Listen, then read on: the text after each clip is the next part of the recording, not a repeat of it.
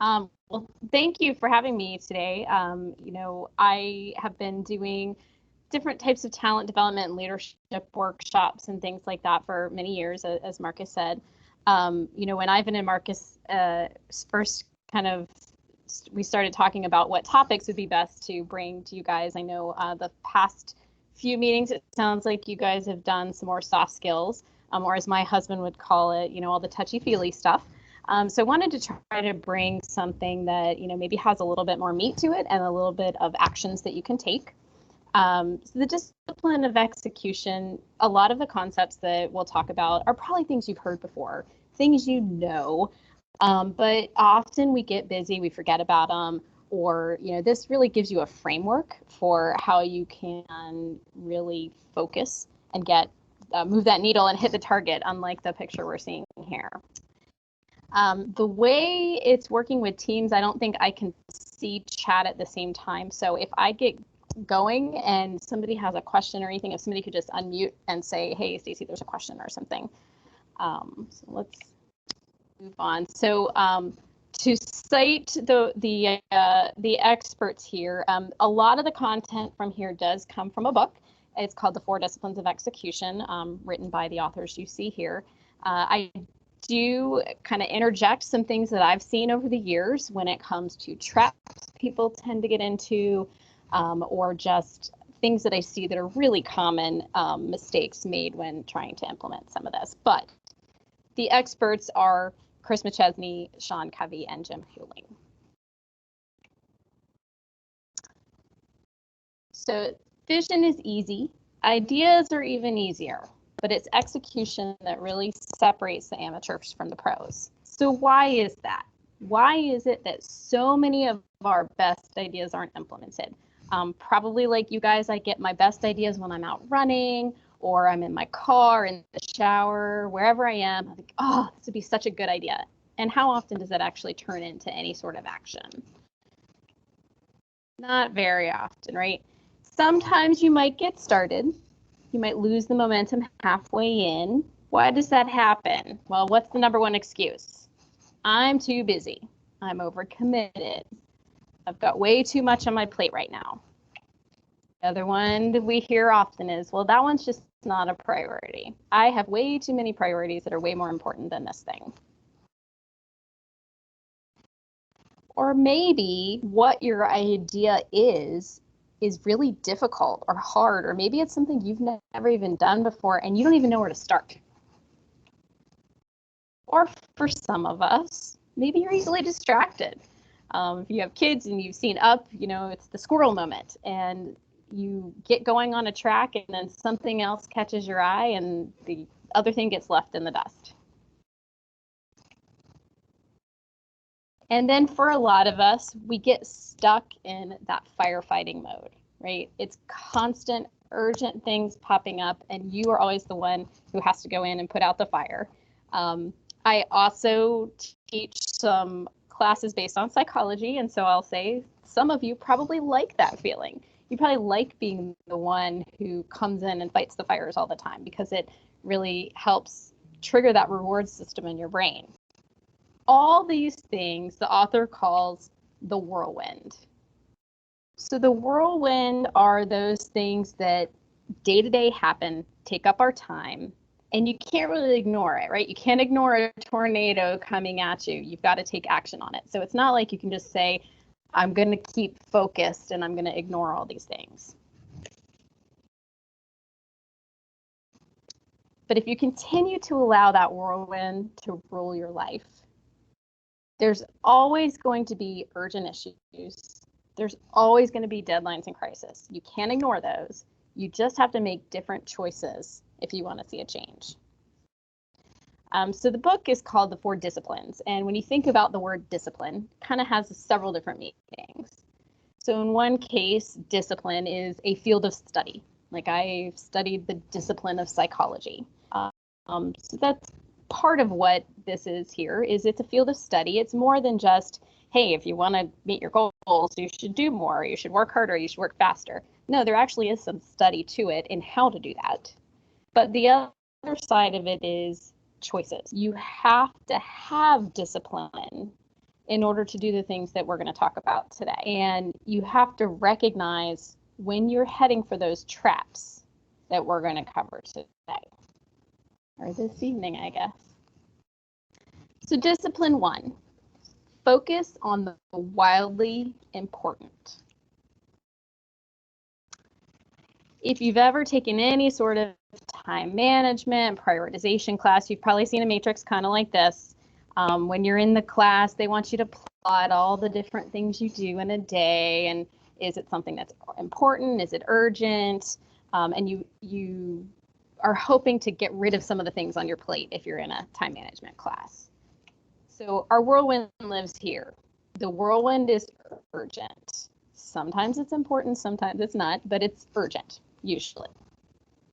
Those classes will teach you that really your ideal time is spent here, where it's something that's very important, but not necessarily urgent, because you're really trying to use a lot of that brain power to change something big, right? To steer a ship in a different direction. But here's the problem. Do you ever just have one thing that you're trying to work towards, or one goal, or one great idea? No. There's always tons of things in this list, and it's just not possible to fix all of them.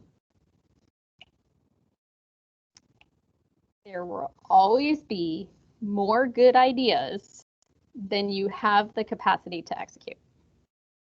So here's our first trap, is saying yes to all of the good ideas. So this might be counterintuitive for some of you, depending on your personality trait. Maybe you just were kind of on that emotional high of like, I'm going to fix this, and I'm going to fix this, and I'm going to fix this, and you get all those great ideas. Maybe you had a brainstorming session with your team, and they all had some great ideas, and you want to, acknowledge all the great contributions they made. Write it all down, because you do want to try to get to all of them eventually. But you can't possibly execute well on all of the good ideas.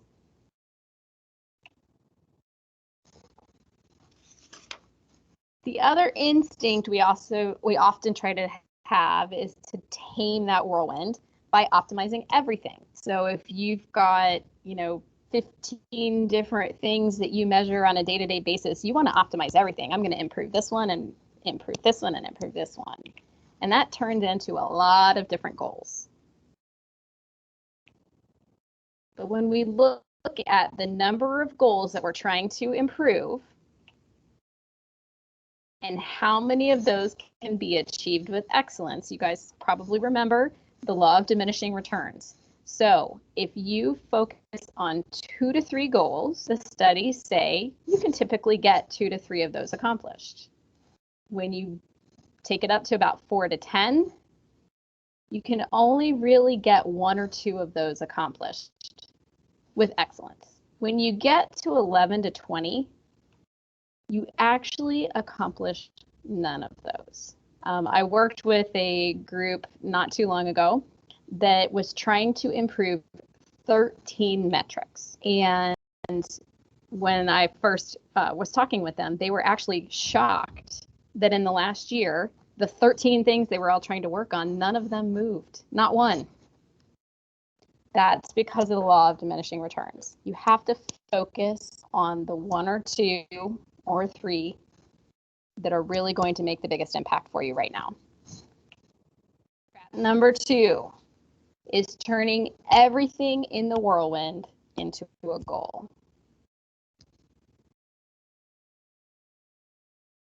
When I teach this class in a workshop, we do a lot of hands-on activity where I have them actually plot the different things they're working on. So what we do is I have them brainstorm all the potential goals they could work on, whether that's 4 or 15, list all of them, and then we plot them.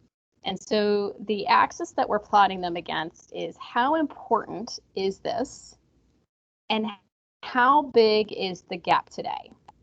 And so in this one, it's a little obvious. You want to pick the one that has the biggest gap and is the most important. But why do we do that?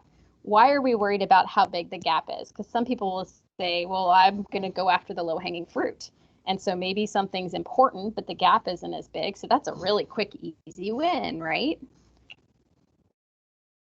but it's about putting your finest efforts on the 1 or 2 goals that will make all the difference instead of giving mediocre effort to many. So if you go after that low-hanging fruit, you're right, it's a quick win. You might get it, accomplished. You get the little check on the box, but you've just used some of that energy and mind power on something that wasn't going to make as big of an impact.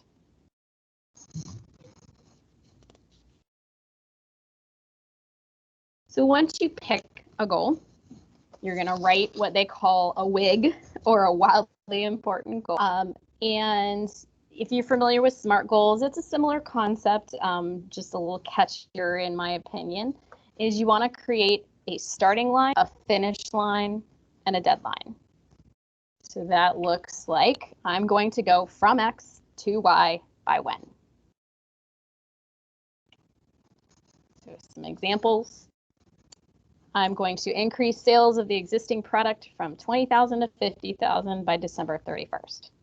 You're really putting that line in the sand to say, here's where we are now, here's where we're going to be, and by when. Again, not rocket science. You guys have probably seen something like this before, but I actually find a lot of people struggle on this step. Maybe they know they need to increase something or decrease something or reduce, but really putting that line in the sand to say, here's what I'm going to accomplish and by when is really challenging for some people.